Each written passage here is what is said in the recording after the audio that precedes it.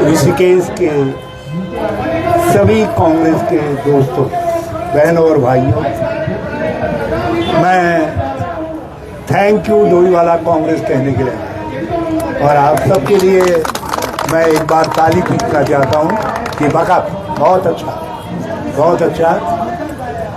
और आपने जो निर्णय लिया अब उसका असर भी दिखाई दे रहा है। अभी शायद वन वे टोल फ्री कर रखा है, अब इसको बिल्कुल टोल फ्री करवाना है इस एरिया में। और ये प्रारंभ से ही विवाद का विषय था। उस समय जब ये टोल लगाया गया तब लोगों ने भारतीय जनता पार्टी को इतने वोट दे दिए थे, उनके नेता उन वोटों को गिनने में ही मगन थे और उन्होंने आवाज़ सुनी नहीं।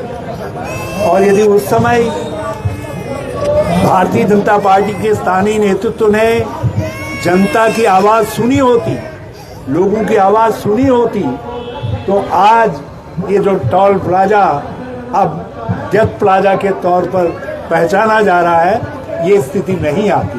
इससे लोग बचते और कई लोग जो एक्सीडेंट से काल कलवित हो गए हैं वो लोग बचते।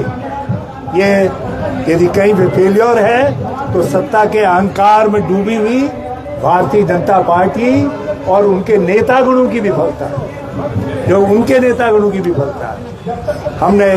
मैं कांग्रेस के साथियों को बहुत बहुत बधाई देता हूँ।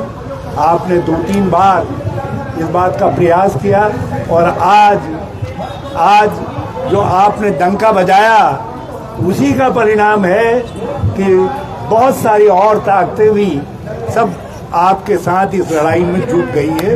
इस लड़ाई में अब इस समय डोईवाला लीड कर रहा है और सारा उत्तराखंड, जिसमें ऋषिकेश से लेकर के सब हमारा पूरा गढ़वाल, हरिद्वार सब सम्मिलित है। वो लोग आपकी लड़ाई में आपके साथ खड़े हैं। अभी अध्यक्ष जी ने कार्यक्रम बताया क्या करेंगे आगे। इन्होंने 8-10 दिन की बात काम करो, 8-10 दिन बाद एक दिन इधर जरा कहीं मशाल जुलूस निकाल दो, इसके खिलाफ जागृति करना भी बहुत जरूरी है।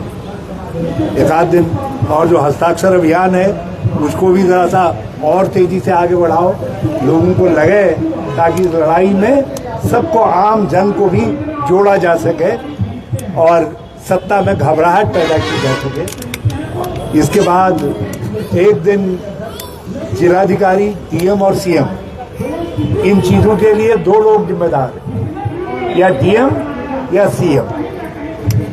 एक दिन डीएम के वहाँ भी चलो और एक दिन जो है सीएम के वहाँ भी कंटर बजाओ, ताकि उनको ये बात सुनाई दे, जो जनता की आवाज़ है वो सुनाई दे।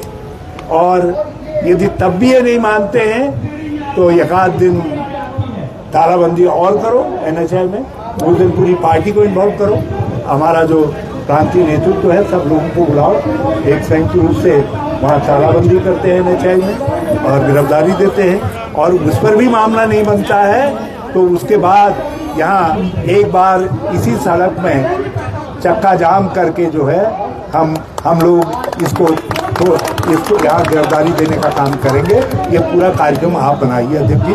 और मैं ज़रा सा मुझको बता देना इसी दिन है, क्योंकि इन दिनों मैं ज़रा बाहर इधर उधर बहुत जा रहा हूँ, तो मैं चाहता हूँ कि आप ज़रा सा मुझको पहले बता दीजिएगा, मैं भी आपके साथ खड़ा हूँ। और मुझे बहुत अच्छा लगा आज आपका संघर्ष, आपकी आवाज़, आपका प्रयास रंग लाया और अब ये धीरे धीरे एक जन युद्ध में बदल रहा है, जन लड़ाई में बदल रहा है। और मैं उम्मीद करता हूँ कि एनएचआई की लीडरशिप इस बात को सुनेगी और अपनी गलती को सुधारेगी और टोल प्लाजा को यहाँ से हटाएगी।